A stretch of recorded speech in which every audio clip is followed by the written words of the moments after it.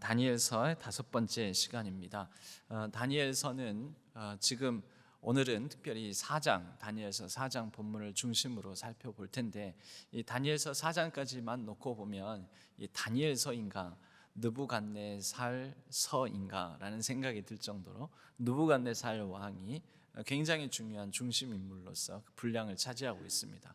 다니엘서의 물론 주인공은 하나님이십니다. 하지만 이 다니엘서에서 느부갓네살 왕이 4장까지 보면은 거의 매장에 등장하면서 느부갓네살 왕이 하나님의 경고의 메시지, 하나님께서 주신 꿈으로 주신 메시지를 듣고 반응하고 그의 고백이 나오고 또 그 고백이 점점 더 좀 구체화되고 성숙해져 가는 과정들을 우리는 확인할 수가 있습니다.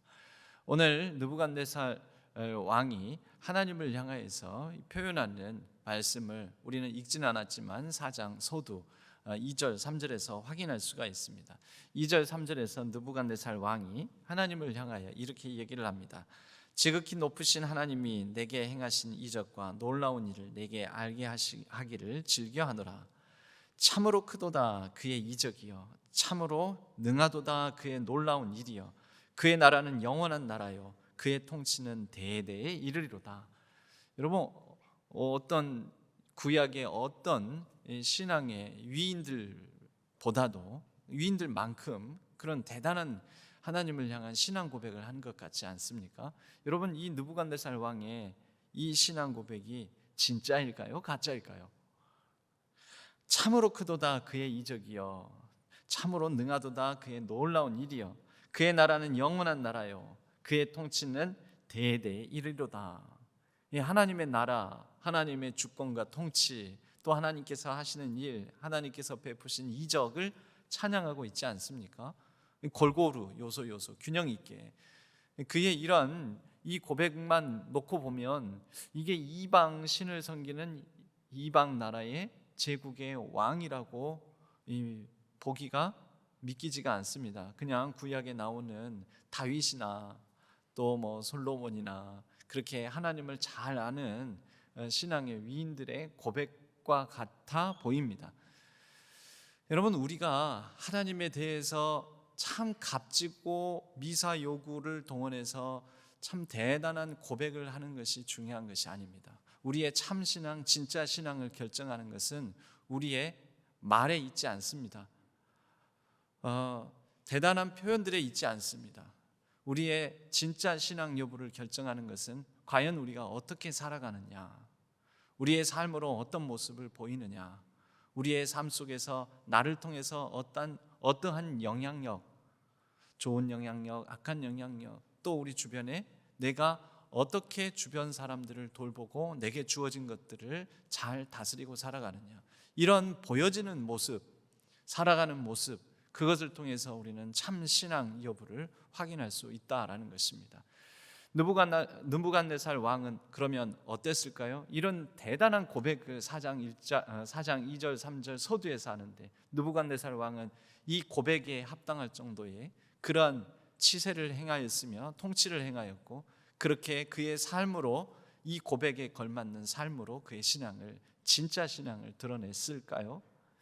여러분, 그 다음 구절을 놓고 보면 그가 4절 5절 나 느부갓네살이 내 집에 편히 있으며 내 궁에서 평강할 때에, 편히 있고 평강하답니다. 이 성경에서 우리가 바라는 게 사실 편히 있고, 즉 편안하고, 또 마음도 평안이 있고, 몸이 평안하고 또 마음도 평안하고, 우리 이걸 다 바라지 않습니까? 느부갓네살 왕은 이미 그에게 주어진 이 엄청난 제국 안에서 편하고 참 좋은 상태, 아무 근심 걱정이 없는 상태, 나라에 큰 병고도 없고 문제도 없는 상태, 정말 좋은 그런 상태에 있었다라는 거죠. 그런데 성경은 이 평안함, 평강, 이런 부분들을 부정적으로 표현하는, 특히 구약에 부정적으로 표현하는 경우들이 많습니다. 그것을 살펴보기 이전에 오늘 느부갓네살 왕에게 결국 이렇게 평안하고 평강하다고 한 느부갓네살 왕이 망한 이유, 망하게 되는 이유, 그 이유를 우리가 이제 이 4장 말씀을 더 살펴보고 그리고 난 다음에 결국 망하는 이유는 뒤집어서 말하면 흥하는 이유가 되지 않겠습니까? 그래서 망하는 이유, 흥하는 이유를 우리가 같이 말씀을 통해 살펴보기를 원합니다.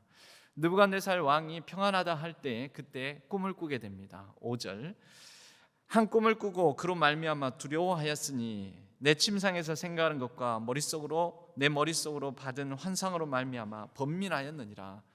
평안하다 할 때 꿈을 꾸고 그 꿈이 좋은 꿈이 아니었던 것이죠. 번민케 하는 꿈이었습니다. 그 이전에는 꿈의 내용을 가지고도 이 무슨 꿈을 꿨는지 확인할 길이 없어서, 또는 짐짓 알면서도 이 바벨론 제국의 지혜자들, 술사들을 시험하기 위해서 그 꿈 내용도 가르쳐주지 않고 그렇게 내 꿈을 해석해 보라고 그랬는데, 느부갓네살 왕은 이 꿈이 스스로 보기에도 굉장히 찝찝하고 불길하고 자기에게 무슨 안 좋은 일이 일어날 것을 나타내는 꿈처럼 여겨졌던 것 같습니다. 그래서 술사들을 불러서 그 이전 2장, 3장, 4장에서 이때에는 꿈의 내용을 가르쳐 줍니다. 술사들에게 그전에는 꿈의 내용도 가르쳐 주지 않고 풀어보라 그랬는데 이제는 꿈의 내용을 말하면서 풀어보라고 합니다. 그런데 바벨론에 있는 지혜자들, 이 술사들이 꿈의 내용을 모르겠다고 합니다. 안 풀어줍니다. 그전에는 내용을 알려주셔야지 우리가 해석을 해주지요 그랬는데, 내용을 알려줬는데도 그들은 해석할 수 없다고, 모르겠다라고 얘기를 합니다. 여러분, 왜 그랬을까요? 그만큼 이 꿈이 직접 얘기하게 되면은 오히려 부정적인 소식은, 흔히 우리가 세상적인 지혜로도 그렇습니다. 나쁜 얘기, 부정적인 소식은 다른 사람 통해서 전하게 해야지 내가 직접 전하는 게 지혜롭지 못하다고요. 그렇게 보면 이 바벨론의 지혜자들, 술사들이 지혜롭게 행동한 것입니다. 왕에게 이실직고를 못하는 것이죠. 따지고 보면 권력의 비판일 수도 있습니다. 왕이 이런 식으로 계속 통치를 하다가는, 이런 식으로 정치를 하다가는 권좌에서 쫓겨날 것입니다. 이런 식으로 하면 이렇게 불의하게 하고 백성들을 제대로 다스리지 못하고 가난한 자들을 불쌍히 여기지 못하고 그들을 위한 정치를 행하지 아니하면 왕은 분명 권좌에서 쫓겨날 것입니다. 이런 내용들을 절대 권력자 앞에서 말하는 게 쉽지 않지 않습니까? 그런데 다니엘을 이제 찾아서 다니엘에게 꿈을 해석하라고 하니 다니엘이 그 꿈을 해석합니다. 근데 다니엘조차도 이 권력자 앞에서 그의 권력이 오래가지 못해서 큰 어려움을 겪고 왕좌에서 내려오게 될 거라는 것을 말해야 하는 자신이 너무 괴로움에 휩싸이는 것을 우리는 19절에서 확인할 수가 있습니다. 벨드사살이라 이름한 다니엘이 한동안 놀라며 마음으로 번민하는지라. 이 꿈의 내용을 보니 이 왕에게 이실직고를 해야 되는데, 왕이 오래가지 못해서 권좌에서 쫓겨난다는 얘기를 해야 되는데, 그리고 왕이 이렇게 정치를 하면 안 된다는 얘기를 대놓고 해야 되는데, 그 말을 하려고 하니 너무 마음이 어려운 것입니다. 그렇지 아니하면 왕은 큰 일을 당할 것입니다. 큰 고통 가운데, 고난을 당하고 고통 가운데 처할 것입니다. 이런 얘기를 해야 되니 입이 선뜻 열리지가 않는 것이지요. 그래서 번민합니다. 왕이 그에게 이런 말로 안심시킵니다. 벨드사살아, 너는 이 꿈과 그 해석으로 말미암아 번민할 것이 아니니라. 그냥 있는 그대로 얘기해다고, 꿈 얘기지 않느냐. 다니엘이 다시 얘기하죠. 벨드사살이, 여러분, 벨드사살이 다니엘입니다. 대답하여 이르되 내 주여, 그 꿈은 왕을 미워하는 자에게 응하며 그 해석은 왕의 대적에게 응하기를 원하나이다. 왕을 미워하는 사람, 왕을 대적하는 사람들에게 이 꿈의 내용들이 그대로 이루어지는 것이 참 좋을 텐데 그들에게 이루어졌으면 좋겠습니다 라고 말을 하면서, 얼마나 이 말하기가 어려운 내용들이었으면 그렇겠습니까? 그리고 나서 이 왕에게 꿈 해석을 해주게 되죠. 이 왕으로 상징되는 큰 나무가 있습니다. 견고하고 그것은 하늘 끝에 닿았고 땅 끝에서도 볼 수 있을 정도로 엄청나게 큰 나무가 있습니다. 이것은 느부갓네살 왕을 상징하지요. 이곳에 풍성한 잎사귀가 있고 많은 열매가 맺히고 또 많은 사람들이 그 나무를 통하여서 얻어지는 열매를 먹고 살아갈 수 있을 만하고, 그리고 많은 새가 그 가운데 깃들 수 있는 엄청나게 큰 나무입니다. 그런데 이 왕으로 상징되는 나무가 하늘로부터 온 순찰자에게서 베어져서 완전히 베어져서 처참하게 되고 그루터기만 남아서 아무 열매도 아무 잎사귀도 맺지 못하는 상태가 돼버릴 거라는 거죠. 7년 동안. 그 7년의 때를 지나고 난 다음이야 겨우 다시 왕좌에 복귀하게 될 것이다 라는 얘기들을 합니다. 그 7년의 세월, 그 고난과 고통의 시간들을 보내야 될 것을 얘기를 하게 되는데, 다니엘이 이 얘기를 전하면서 이렇게 경고를 하는 것이죠. 27절 말씀입니다. 그런즉 왕이여 내가 아뢰는 것을 받으시고, 지금 꿈의 해석과 더불어서 이제는 이렇게 행하십시오. 공의를 행함으로 죄를 사하고 가난한 자를 긍휼히 여김으로 죄악을 사하소서. 그리하시면 왕의 평안함이 혹시 장구하리이다. 다니엘은 지금 왕을 향하여서 힘있게 간언을 하고 또 힘있게 하나님의 말씀을 따라서 경고를 합니다. 여러분, 여기에서 우리가 망하지 않으려면은 망하는 이유가 있는데, 그것은 경고를 따라서 행하지 아니할 때 망하게 됩니다. 경고를 따라서, 즉 하나님의 말씀의 권면을 따라서 행하지 아니하면 망하고, 하나님의 경고의 말씀을 따라 뜻을 돌이켜 회개하고 살아가면 하나님도 하나님의 뜻을 돌이키십니다. 성경의 예언서의 구조가 그렇습니다. 예언, 우리는 하나님께서 반드시 내가 무엇을 할 것이다, 내가 이렇게 하리라 행하리라, 그 가운데에는 복을 주시겠다라는 말씀보다도 구약의 예언서들의 내용들은 다 화가 임할 것이다, 심판할 것이다, 재앙이 닥칠 것이다, 하나님께서 그대로 내버려 두시지 않을 것이다 라는 말씀들이 예언의 말씀들입니다. 그 예언의 말씀들은 그런데 반드시 구조가 이렇게 되어 있습니다. 내가 그들을 심판하리라, 그들을 멸망시키리라. 그런데 혹 이 얘기를 듣고 백성들이, 또 그 얘기를 듣고 열방들이 뜻을 돌이켜 회개하면 하나님께서도 뜻을 돌이켜 하나님께서 그 결과를 바꾸시는 것입니다. 하나님 반드시 멸망시킨다고 그랬는데 왜 뜻을 돌이키시나? 하나님께서 심판을 얘기하시는 것은 심판이 목적이 아니죠. 결국 그들이 경고를 듣고 바르게 살아가고자 하는 것이 하나님의 목적이신 것이죠. 멸망시키는 게 하나님의 목적이 아니죠. 결국은 흥하게 살게 하시는 게 하나님 목적이신 것이죠. 요나가 그래서 항변하지 않습니까?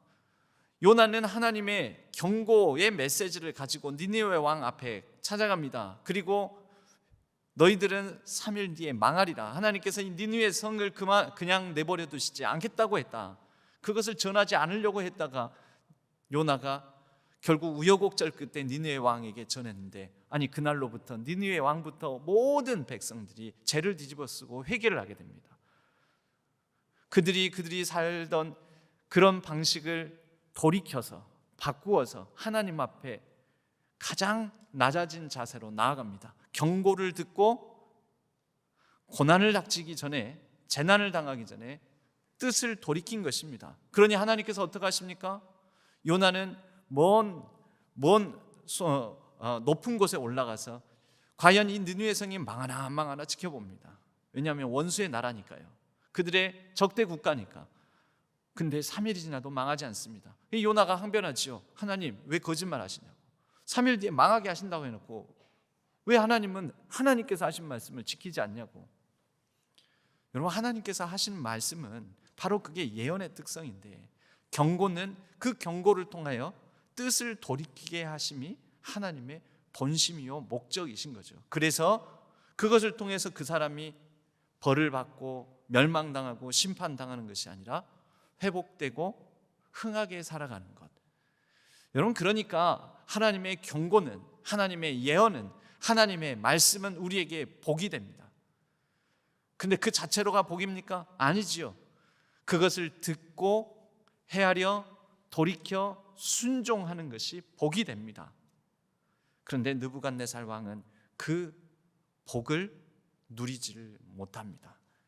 이 경고의 메시지를 듣고 뜻을 돌이켜 그의 치세, 그의 통치 돌아보고 회개해야 되는데 회개하지 못하고, 그 다음 말씀을 보면 29절에 12달이 지난 후에 꿈을 꾸고 꿈에 대한 해석을 다 듣고 경고의 메시지를 듣고 난 다음에 12달 동안 시간이 있었는데, 하나님은 말씀하시고 바로 멸망이 목적이 아니니까요. 심판이 목적이 아니니까, 화와 그 사람을 벌주는 것이 목적이 아니시니까 시간을 다시 또 주십니다. 충분히. 사실 4장 이전에 2장에서 3장에서 하나님은 계속 경고의 메시지를 주시지 않았습니까? 오랜 시간, 수년 동안. 그리고 최종적인 마지막 경고의 메시지 이후에도 1년 12달의 시간을 주시는 것입니다. 그런데 느부갓네살 왕은 뭐하고 있습니까? 30절, 나 왕이 말하여 이르되 이 큰 바벨론은 내가 능력과 권세로 건설하여 나의 도성으로 삼고 이것으로 내 위엄의 영광을 나타낸 것이 아니냐. 내가 내 능력과 내 권세로 나의 도성으로 삼고 내 위엄의 영광을 나 여러분 지금 완전히 취해 있는 거죠. 자아도취. 그의 권력에 취해 있고 그의 성취에 취해 있고 그가 가진 것에 취해 있고 12달 동안 그래서 평안하다. 뭐 별일 있겠나, 아무 일도 없겠구만, 괜찮다, 다 괜찮다, 그렇게 12달을 허비합니다. 그리고 그 12달이 지난 뒤에 그에게 고난이 닥칩니다. 망한 것입니다.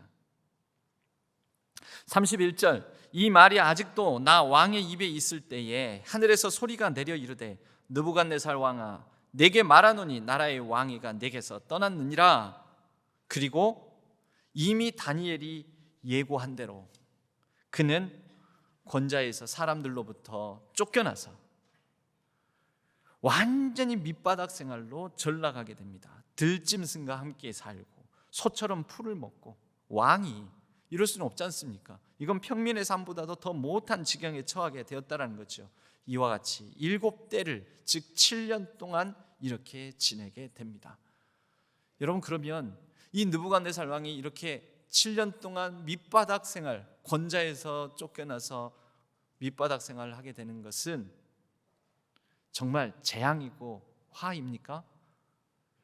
그에게 아직 유효한 게 있죠. 하나님의 경고의 메시지. 고난은 그 사람이 평안할 때 들었던 것보다도 더 크게 하나님의 말씀을 들을 수 있는 기회가 됩니다. C.S. 루이스는 우리에게 주어지는 여러 고난과 고통은 하나님의 음성을, 하나님의 말씀을 들을 수 있는 확성기다. 고난과 고통은 하나님의 말씀을 들을 수 있는 확성기다라고 표현을 했습니다. 평소에는 들리지 않은 말씀이 힘들고 어려울 때 크게 들리는 거죠. 평소에도 말씀하셨지만 안 들리다가 그때에는 이게 확성되어서 하나님의 말씀이 큰 목소리로 들리는 것입니다. 절감하게 되는 거죠. 절실하게 들리는 것이죠. 여러분, 그렇다면 내가 고난당할 때 유익이라, 내가 고난당할 때 주의 율례와 법도를 배웠노라. 여러분, 시편의 기자가 고백했던 그 내용과 같이 고난도 복이 되지 않겠습니까? 우선은 고난당하기 전에 경고의 말씀만 듣고서 그 말씀에 반응해서 돌이켜 회개하고 살아가면 더 좋습니다. 그러나 그 다음 이제 듣지 않아서 고난당했을 때 그 고난으로 인하여서 확성기로 듣듯이 더 크게 하나님의 말씀을 듣고 그때라도 뜻을 돌이킨다면 그 고난도 유익이요 축복이 됩니다. 이 이후에 이 왕은 내 나라, 내 권세, 내 능력 가지고 내 위엄을 발휘하며 내 도성에서 내가 평안하고 안주하고 살아간다라고 자신했던 그가 37절 말씀에 보면 변화된 모습을 보이게 됩니다. 37절 말씀입니다. 그러므로 지금 나 느부갓네살은 이제 왕위에 복귀하게 되었던 것이죠. 하늘의 왕을 찬양하며 칭송하며 경배하노니 그의 일이 다 진실하고 그의 행하심이 의로우심으로 교만하게 행하는 자를 그가 능히 낮추심이라. 여러분, 그가 높아져 있을 때, 즉 그의 치세가 안전하고 그의 모든 제국이 평안하고 나는 괜찮고 아무 문제도 없고 내 능력이고 내가 세운 나라고 내 도성이고 내거 자아도취에 있을 때는, 그 교만한 가운데 있을 때는 이런 고백을 하지는 않았습니다. 그런데 하나님께서 나를 낮추셨다. 다시 복귀했는데도 하나님께서 나를 낮추셨다. 여러분, 낮아진 상태, 이 낮춤은 어떤 상태일까요? 낮은 상태에서 살아가는 그의 백성들이 보이는 것이죠. 이제 그의 나라에 다니엘이 그에게 권면했던 그 경고의 말씀이 들리는 거예요. 듣고 반응하고 순종하고 살아가는 것이겠지요. 공의를 행하며 가난한 자를 불쌍히 여기는 그런 통치를 이루어 갔을 것입니다. 여러분, 우리에게 하나님께서 경고, 여러 가지로 사인을 주실 때가 있습니다. 하나님께서 말씀하신다라는 것입니다. 말씀을 듣거나 읽거나 할 때 하나님은 그 말씀을 통해서 우리를 돌아보게 하십니다. 그리고 우리 주변을 살펴보게 하십니다. 오늘날에도 여러 사회적 현상들 통하여서 하나님께서도 우리에게 말씀하십니다. 오늘날 우리에게 일어나는 일들이 무엇입니까? 최근에는 월드컵 승전 소식도 있었죠. 예. 들려오는 소식들, 우리 사회에 화물차, 연대 파업, 그리고 이에 대해서 업무 재개 명령, 중지, 그 파업 중지 명령, 업무 개시 명령 내린 거, 이태원 참사. 근데 이에 대해서 이제 그 피해자 부모님들, 가족들이 같이 기자회견을 하면서 울부짖는 모습들.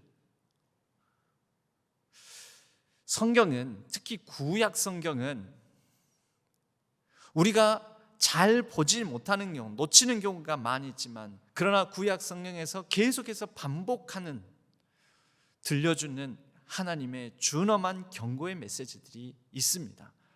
무엇일까요? 그것은 공의와 정의를 행하고 연약하고 가난하고 사회적으로 눌리고 억울하고 소외된 자를 돌아보라라는 것입니다. 하나님께서 믿음의 조상 아브라함을 택하신 이유도, 창세기 18장은 내가 아브라함을 택한 이유를 하나님께서 천사를 통하여서 말씀하십니다.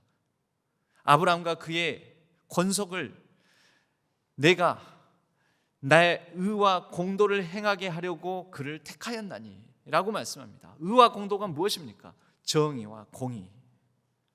예언서들의 주제는 정의와 공의입니다. 예언서에서 경고한 이유, 심판을 말한 이유도 정의와 공의입니다. 여러분, 이태원 참사 당한 가족들은 우리랑 상관없지요. 내 자식이 안 죽었으니까. 화물차 파업연대가 직접적으로 나와 상관없을 수도 있습니다. 여러분, 화물차를 가진 이 사람들이 왜 연대 파업을 하는지 아십니까? 우리는 그냥 일단 뉴스에서 막 떠드니까 그런가 보다. 아니, 빨리 일을 해야지. 그래야지 나라의 물류가 돌아가고, 그래야지 우리의 피에, 몸에 피가 흐르듯이 나라의 이 경제도 어려운데 왜 이러는 거야? 근데 여러분, 이익의 사유화, 이익의 사유화, 손실의 사회화라는 말을 들어보신 적이 있습니까? 여러분, 이 화물차에 운행을 하는 이 화물차 기사들은 자영업자입니다. 법적으로는 자기 차를 가지고 일종의 자기 가게, 그 화물차 한 대가 자기 가게인 거죠. 자기 차를 가지고 자기가 경영을 하는 것입니다. 일거리가 오죠. 그럼 서로 일거리를 따려고 경쟁을 하게 됩니다. 그 개인 사업자들끼리 경쟁을. 그러다 보니 어찌됐든 일거리가 없는 것보단 일거리를 받아야 되니까 화주, 즉 화물의 주인들에게서 나는 제일 빨리 그리고 저렴하게 내가 이거를 배송을 해주겠다고 서로 경쟁이 붙으니까 비용이 낮아집니다. 비용이 낮아지면 비용이 낮아진 그 이익을 누가 얻습니까? 화물의 주인, 즉 대기업, 대기업체가 가져가는 것이죠. 그럼 그 개인 사업자들은요? 개인 사업자들은 저비용, 즉 비용 경쟁을 했기 때문에 비용은 발생하는, 자기들이 감수해야 될 몫은 여전한데 얻을 수 있는 이익을 줄여가면서 출혈 경쟁을 했던 것이잖아요. 그러니까 모든 책임은 다 떼었습니다. 배달하는 가운데 안전, 그리고 신속하고 정확하게 해야 되는 책임. 사고가 납니다. 누구 책임입니까? 사고가 나면 화물차 주인 책임인 것이죠. 그런데 이런 자신의 이익을 그래도 조금이나마 이 화물차 주인들이 확보하기 위해서 하루에 보통 16시간씩을 운행을 합니다. 16시간 운행을 하게 되면 정상적인 사람이면 졸음운전을 할까요, 안 할까요? 그러면 그렇게 해서 사고가 나면 또 이건 누구 책임이죠? 그 화물의 주인 책임이 아니라 이 화물을 배송한 이 사람 책임이잖아요. 즉 져야 될 책임과 부담은 다 짊어지고, 잘 생각해 보면 이 화물차를 운행하는 기사들이 사고를 내면 그 사고는 누구랑 사고가 날까요? 저와 여러분과 사고가 나는 겁니다.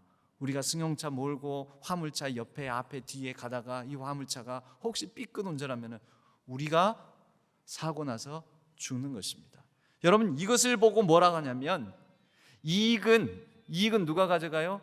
화물의 주인, 화주, 대기업이 가져가고, 손실은, 책임은 사회가 같이 진다라는 거죠. 저와 여러분, 우리 모두가. 그 화물차 한 개인이 아닙니다. 25톤입니다. 보통 25톤. 그 화물차가 25톤. 살짝만 부딪혀도 우리가 모는 자가용은 나가 떨어져 버립니다. 독일의 나치가 이 독일 2차 세계대전을 일으킬 때, 그때 나치 정권을 비판하며 또 그때 사회에 대해서 비판적 시각을 가지고서 아무도 남지 않았다라는 그런 시를 지은 독일 교회의 목사님이 있습니다. 그분은 그 시에서 이렇게 얘기를 합니다. 처음에 그들이 공산주의자들을 덮쳤을 때, 나치를 가리킵니다. 나치가 공산주의자들을 덮쳤을 때 나는 침묵했다. 왜냐? 나는 공산주의자가 아니니까. 그리고 나는 공산주의를 반대하니까. 그 후에 그들이 이제는 사회주의자들을 덮쳤을 때 나는 침묵했다. 왜냐? 나는 사회주의자가 아니고 나도 사회주의자를 반대하니까. 그 후 그들이 노동조합원들을 덮쳤을 때 나는 침묵했다. 왜? 나는 노동조합원이 아니니까. 그리고 그 후에 그들이 유대인들을 덮쳤을 때 나는 침묵했다. 왜? 나는 유대인이 아니니까. 여러분, 침묵한 이유가 뭐죠? 느부갓네살 왕 심리 아닙니까? 편안하다, 괜찮다, 안전하다, 나는 괜찮다. 그 후에 그들이 나를 덮쳤을 때 나를 위해 말해줄 이들이 아무도 남아있지 않게 되었다. 여러분, 우리는 다 연결되어 있고요. 그리고 하나님은 구약 성경을 통하여서 우리가 이 땅의 정의와 공의, 그리고 가난한 자, 우리가 돌아보고 살펴봐야 될 자들을 살피지 않고 침묵하게 되면 사회에 일어난 현상들을 우리가 좀 더 넓은 시각으로 하나님께 기도할 수 있는 마음을 갖지 않으면, 즉 의롭지 않으면 사회의 불의에 대해서 동일하게 침묵함으로 그 불의를 눈감아 주면 망한다라고 하십니다. 공멸. 이제 사람들이 그들이 나를 덮치게 되었을 때 내 곁에는 말해줄 이 아무도 남아있지 않게 되었다. 느부갓네살 왕 치세를 놓고 얘기를 합니다. 다니엘이 공의를 행하십시오. 가난한 자를 불쌍히 여기십시오. 그러니까 정치 잘못하고 있다는 얘기인 거죠. 우리는 소돔과 고모라 성의 멸망의 이유들을 치우쳐서 이해하는 경우가 많이 있습니다. 그런데 에스겔서 16장 49절에 보면은 이렇게 말씀합니다. 네 아우 소돔의 죄악은 이러하니 그와 그의 딸들에게 그와 그의 딸들이라는 것은 소돔과 고모라에 속한 그곳의 시민들입니다. 소돔과 고모라 그 도시의 백성들, 그들이 교만함과 음식물의 풍족함과 태평함이 있음이며, 음식물의 풍족함과 태평함이 있으니 그들이 배 두드리면서 나는 편안하다, 괜찮다, 느부갓네살 왕처럼. 누가 잡혀가고 누가 죽고 누가 다치고 그러더라도 내 일 아니니까, 우리 가정은 안전하니까, 내 자식은 피해를 안 입었고 안 죽었으니까. 그런데 그 다음 구절에는 에스겔서는 이렇게 말합니다.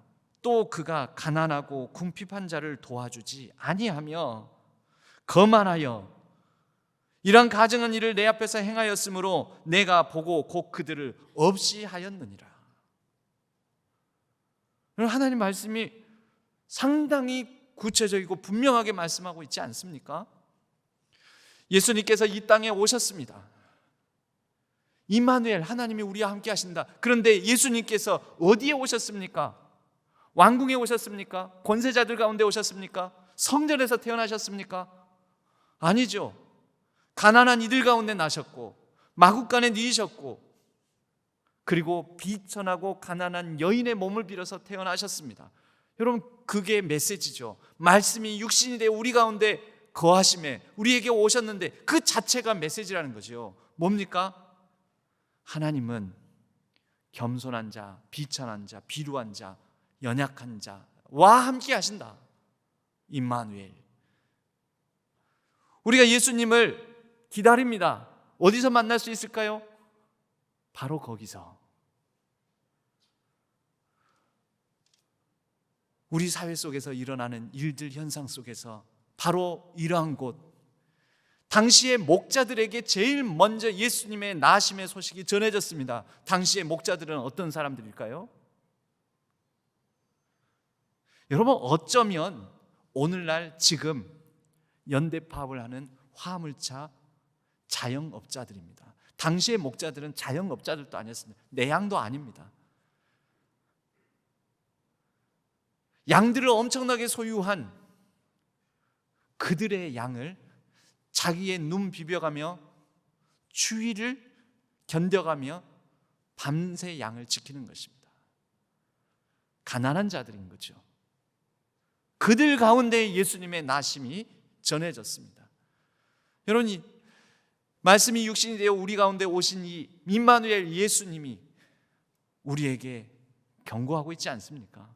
우리는 어디 있냐고, 우리는 누구를 돌아보고 있냐고, 우리의 기도의 시선은 어디에 있냐고, 우리가 사회를 바라볼 때 사회의 여러 일들, 여러 문제들을 바라볼 때 예수님이 오늘 이 땅 2022년에 오시면 어디에 오시겠느냐고, 이 경고를 듣고 반응하지 않으면 함께 망해가는 고난이 있을 것입니다. 그러나 고난 닥치기 전에 우리가 반응하면 하나님께서 저와 우리 이 사회를 살려주실 것입니다. 망하는 이유와 흥하는 이유는 연결되어 있습니다. 예수님께서 이 땅에 오신 이유를 우리가 돌아보며 우리의 기도의 지경을 넓히고 사회를 보는 시선들을 좀 더 분별력 있고 지혜롭게 살핌으로 이 땅에 오신 예수 그리스도의 나심의 그 메시지의 경고를 우리가 새겨들어 우리 가운데 오신 그 말씀이 육신이 되신 그분을 우리의 삶 속에 온전히 새기고 받아 누림으로 함께 더불어 살아가는 흥하는 하나님 나라를 이루어가기를 주님의 이름으로 간절히 축복합니다.